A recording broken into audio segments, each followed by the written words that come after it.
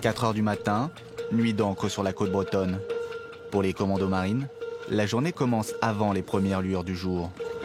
À bord de ces embarcations, une quinzaine d'hommes cagoulés et armés.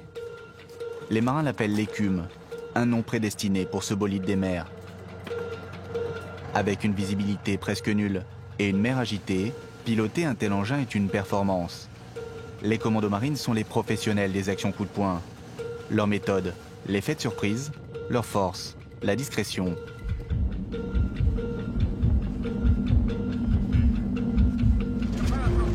On les entend rarement parler de leur métier. Les commandos marines ont la culture du silence.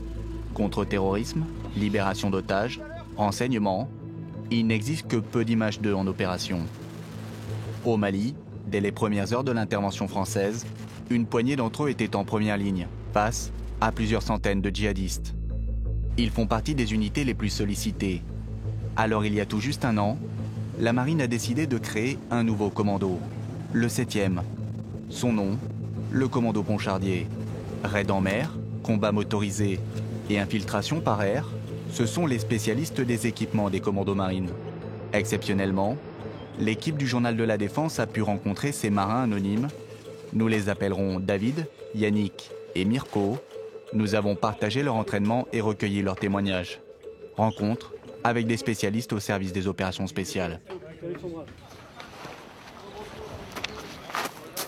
Notre immersion commence à Lorient, la maison mère des forces spéciales de la marine. Pour ces soldats d'élite, il y a beaucoup d'appelés mais peu d'élus. Justement, nous retrouvons le commando Ponchardier en pleine sélection de ses futurs membres. Ils sont électriciens, mécaniciens ou spécialistes des communications, pas vraiment des profils de commando. Et pourtant, en suivant ce stage destiné aux forces spéciales, les candidats savent qu'ils choisissent désormais l'ombre à la lumière. À la tête de ce nouveau commando, le Pacha, comme l'appellent les marins. Ce que je leur demande, c'est voilà, au coup de sifflet bref, d'être en mesure de partir sur une opération et de s'intégrer à notre esprit, qui est un esprit, on va aller rechercher toujours l'avance par rapport à l'ennemi. Leur mission, les militaires l'appellent l'appui opérationnel. En clair, un réservoir d'hommes à la fois techniciens et commandos, responsables des équipements d'infiltration des commandos marines.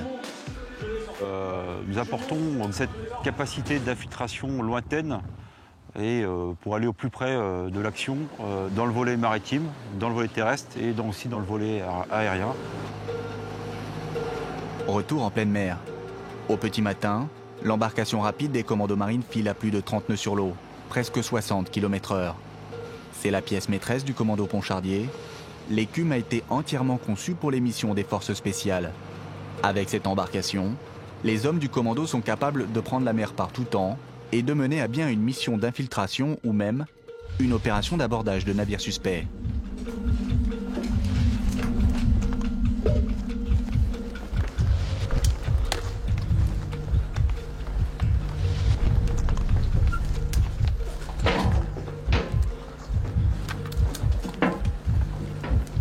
Avec ses 20 ans de service, Yannick est un des meilleurs pilotes d'écume. Il est le responsable des embarcations du commando. On ne s'improvise pas pilote du jour au lendemain. Il y a quand même une formation de 5 à 6 semaines minimum déjà dans un premier temps. Ensuite, il faut de l'expérience. Nous, on sort, quelles que soient les conditions météo, bien sûr jusqu'à une certaine limite. De jour, de nuit, plus souvent c'est la nuit. Le but, c'est toujours d'être au top dans tout ce qu'on fait. On essaie de tout prévoir, de tout anticiper, de façon à toujours être prêt à ce qui peut arriver. En mer comme dans les airs, les hommes du commando Ponchardier ont pour mission d'expérimenter leurs équipements dans toutes les situations. Et dans ce domaine, les commandos ont beaucoup d'imagination. Ce jour-là, nous sommes autorisés à filmer une réunion avec la Direction Générale de l'Armement, à condition de ne pas tout enregistrer. Discrétion oblige. Car les commandos marines s'apprêtent à réaliser un tarpon, une technique d'intervention en haute mer qu'ils sont les seuls à maîtriser. L'exercice du jour, le largage d'essai d'une embarcation commando. En clair, le parachutage d'un colis de 7 tonnes à plus de 1500 mètres d'altitude et en pleine mer, du jamais vu. Mirko est un des experts des techniques d'infiltration par air. Ce sont des domaines de compétences bien particuliers, donc si on largue du matériel au large et qu'on largue des équipes au large, ils seront capables de s'infiltrer, de faire quelque chose de cohérent. De maîtriser le domaine maritime, c'est extrêmement complexe. Il y a très peu d'entités en fait, qui sont capables de faire ça. Donc c'est vraiment notre domaine de prédilection, cette mer. Et les commandos marines ont pour démarche de toujours ramener à la mer ce qu'ils savent faire sur la terre. Pour cette manœuvre de haut vol, la moindre négligence pourrait avoir des conséquences désastreuses. Le tarpon permet à un commando avec son équipement de s'approcher au plus près de sa cible. Effet de surprise garanti.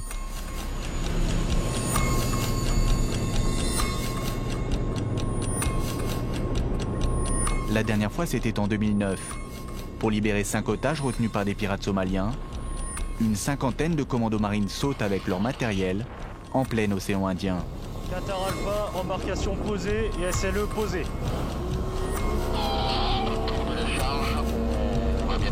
On peut tout lancer à partir d'un aéronef, à partir du moment où ça respecte les gabarits de poids et de volume d'un aéronef. On cherche constamment à améliorer l'efficacité et le matériel des combattants qui sont ici. Ce pôle de compétences, parachutiste à la mer, pour faire des mises en place d'opérations, prouve l'efficacité de ces vecteurs et du domaine 3D dans le domaine maritime. Entre ciel et mer, la polyvalence est la doctrine du commando Ponchardier. Nous les avons suivis à Djibouti, où régulièrement un détachement part s'entraîner en milieu désertique. C'est un formidable terrain d'entraînement qui ressemble en grande partie au théâtre d'opération sur lequel évoluent les commandos. On s'habitue un peu aux conditions climatiques ou pas du tout? On n'est à la base pas habitué à ce genre de climat. Le pays par lui-même peut nous mettre et nous pousser dans nos derniers retranchements. Le commando monte en puissance. On passe effectivement à un vrai commando marine, mobile, opérationnel, disponible. Donc là, effectivement, aussi, il y a un changement à avoir dans les mentalités pour que les gens acceptent plus qu'on ait un commando comme les autres, quoi.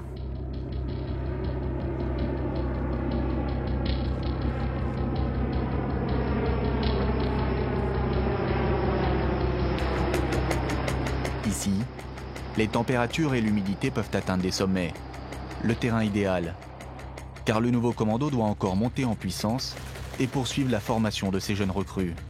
Saut en parachute, campagne de tir, navigation, les commandos marines développent une palette de compétences parfois exclusives.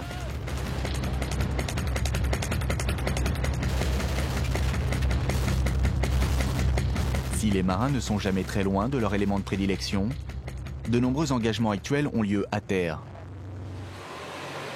David revient justement du Mali. Là-bas, ce mécanicien du commando a participé à la traque des djihadistes. Ce qui est bien avec ces véhicules, c'est vraiment rustique, facilement modulable. Selon la mission, on peut adapter l'armement, quoi.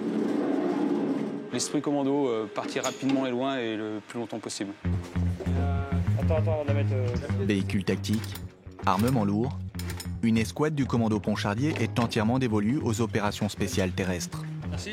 Nous retrouvons les marins en pleine préparation de leur prochain raid. On ferme la ridelle du GBC. On est parti.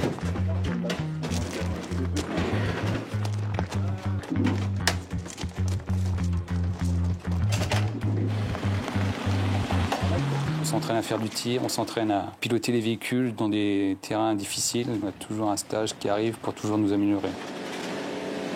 Ma spécialité, c'est mécanicien auto, donc je suis spécialiste dans tout ce qui est véhicule pour les commandos. Et après, la spécialité de mécanicien naval fait qu'on est capable de tout faire. S'il y a le moindre souci sur un véhicule, il faut que je sois capable de diagnostiquer et de réparer le plus rapidement possible. Aujourd'hui, je suis conducteur, mais 5 minutes plus tard, je peux me retrouver avec une arme et défendre ma position si on vient nous attaquer. Dans ces massifs de roches volcaniques, le moindre déplacement est un parcours semé d'embûches. Aujourd'hui, déplacement tactique et tir à l'arme lourde. Et nous allons voir que chez les commandos, même à l'entraînement, la réalité rattrape souvent la fiction. Alors dans ces conditions, les exercices ne souffrent d'aucune approximation.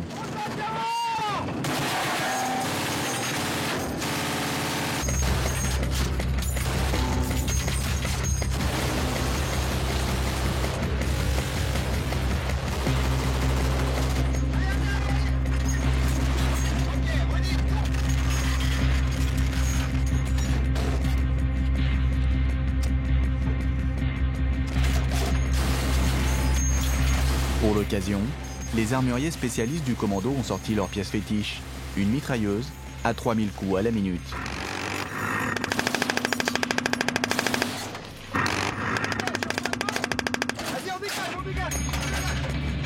Longtemps, David a fait partie des forces conventionnelles. Simple mécanicien, loin de l'image d'Épinal du commando.